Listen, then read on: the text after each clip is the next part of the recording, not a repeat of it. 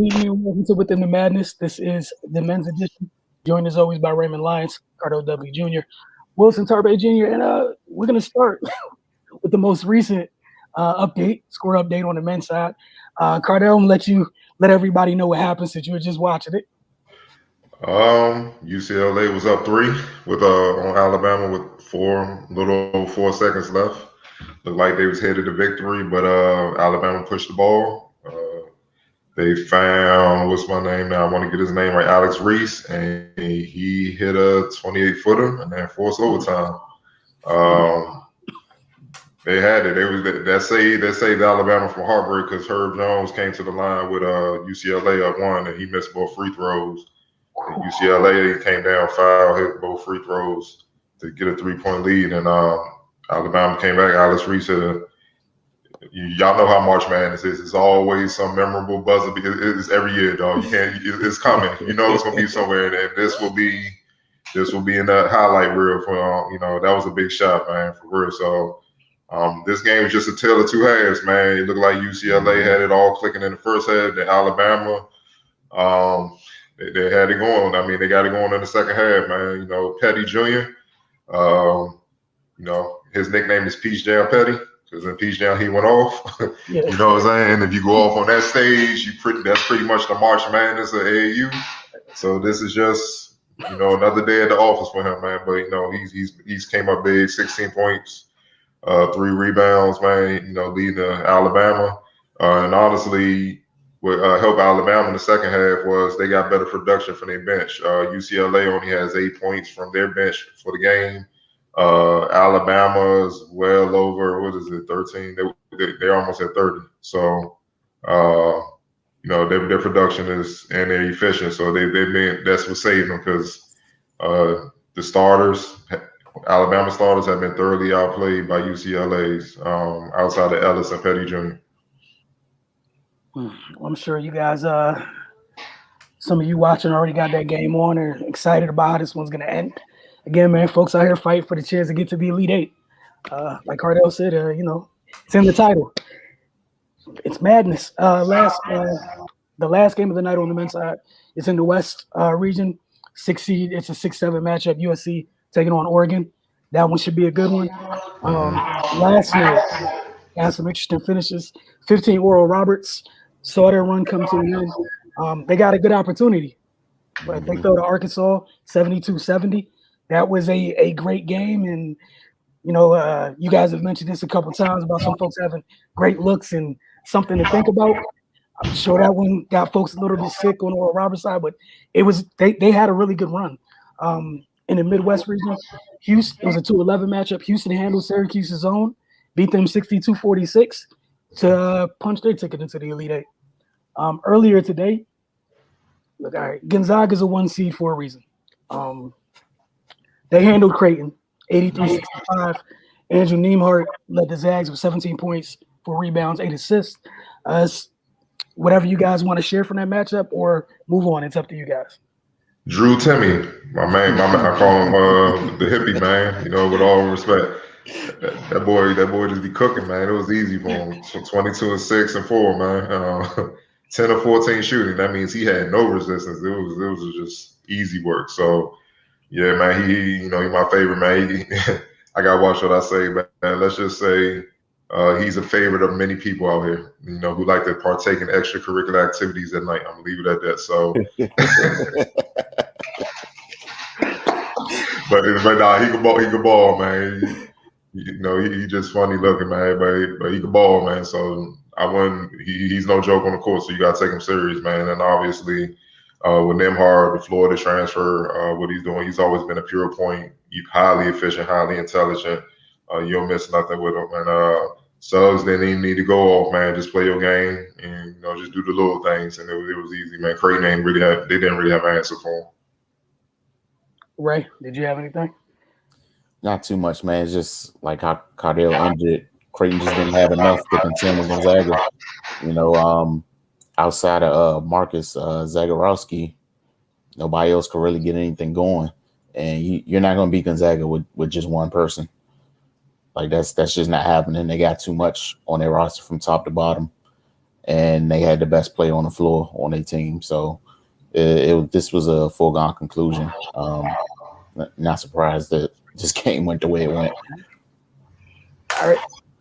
The other game we had earlier, this was a great game. It lived up to its billing. It was a 1-4 matchup between Michigan and Florida State. Michigan beat Florida State 76-58. Balanced effort from the Wolverines. Dickinson, Johns Jr., they had 14 apiece. Dagner chipped in with 13 and 10. Malik Osborne led the way for Florida State. I want to hear what you guys had to think about that one. I felt like the timeline was watching that one together. Well, the big thing about Florida State is we all know they can defend with the best of them. It's just can they score points? And you saw it rear its ugly head. They're offensively challenged at times, but it wasn't just them being offensively challenged. It had a lot to do with what Michigan was doing. They just executed on both ends consistently for 40 minutes, man. Juwan had them boys ready. You know what I'm saying? He had them ready. And and the thing I love is their poise, man. Like I know Hunter, obviously, Wagner, Johns Jr., even Sean D. Brown, who I feel like don't get enough love off of Michigan bench, who I feel like is a pro. You know what I'm saying? Wake Forest transfer, 6'5", 220. He scored from all three levels. He's a problem. He can play in the league, man. I feel like the most important person on for Michigan and the best player on the floor was Mike Smith. He controlled the game. That was the difference. Florida State didn't have a point guard that can, one, speed him up to cause him to make mistakes and turn the ball over and get Michigan out of rhythm. And two, they didn't have anybody that could execute like him either on the other end to make him work. You know what I mean? He was the difference, man. I know Livers is out, and that was the question, like who would step up and kind of keep the job on. They got to protect Smith at all costs, man, because if he go down, I think that'll affect Michigan greatly. But with him there, you know, I just love the way he played, man. He honestly, young high school point guards need to look at him and understand how to deal with ball pressure, especially with Leonard Hamilton, man. He threw NBA caliber, 6'8" wings, athlete, all types of people at him, man. And that boy ain't blink. He just maintained his dribble, executed, made it right. And he didn't just make a pass or shoot a shot. He made the right pass and shot the correct shot. He was patient. And when you're patient like that, you'll break down any defense. You know, especially one that's even one that's potent as Florida State. Then obviously what they got inside, man. Hunter playing like he's been playing all year. Wagner and Johns Jr. The production inside, just their front court outplayed Florida State's front court. And Michigan got with Brown doing what he doing, 12 points off the bench. They had production off the bench where they could counteract what Florida State did. So all in all, it was Michigan's game. They were well coached, well prepared, they executed well, and it was their night. Yeah, man, their decision making was just perfect in every aspect. Typically Florida State can overwhelm teams, with their defensive pressure, and they just couldn't rattle Michigan, man. Like even when they pressed full court, Michigan took their time on the inbound. A lot of times Hunter would run up and they just throw it in high to him and get it in, and then get it back to Smith. Man, I don't think Florida State was prepared for how prepared Michigan was, to be perfectly honest. Then in their half court, they were working a high-low, which was difficult for Florida State to deal with. And then even sometimes when they dumped the ball down to the big on the block, he would find the guy cutting from the weak side corner, and they got a lot of easy baskets like that. So I just don't think Florida State was used to playing somebody with all the tools to kind of dismantle their defense, and because there aren't many teams that are equipped to do that. So Michigan, they just executed perfectly on both ends. That can't their defense can't be discounted, because if you can't stop nobody, then all the offense in the world really doesn't mean much if you're just going to trade baskets. Then you just leaving it up to chance. But man, they dug in, they strapped up as well. Florida State, they're a good team, but Michigan had everything they need in the toolbox to deal with them. and they they made it look easy. I wasn't expecting that, to be honest, but yeah, Michigan are who they are for a reason, and they proved it. And real quick before we go, just so people know, Michigan has an NBA front line. Johns is 6'8", 240, a junior. Dickinson is 7'1", 255. Wagner, the brother of Mo Wagner that used to play for Wizards now with the Bulls, he's 6'9", 220. He's different. He's not a pure center. He's a wing. He's a big wing. Then you go to the bench. You got Austin Davis, who's 6'10", 250. So they got 4 bigs that physically can play in the league right now and be bigs, legit bigs, man. Like it's not sweet down there, man. It's just not. So, I know Florida State, like y'all said, like Raymond said, Florida State's used to being the bully. They're like we about to physically push y'all around, all that. They couldn't do that against them. They push and dudes ain't move. Like what they vote on. So they try to out athletic them, and then man, these dudes can move too. It's like, oh shoot, now we gonna force you. And Michigan, Kenny Smith said something great. Michigan, and this is the NBA experience coming to play in college with Juwan Howard. He said Michigan throughout the year do 2 things. They run a pick and roll great, and they take your first option away. That's what they do in the league. You're not going. They completely take that away. So you got to go to plan B and plan C. But that's Florida State's weakness because they don't really have one. MJ Walker's their leading scorer. If you take him out of the game, it's like who's going to step up?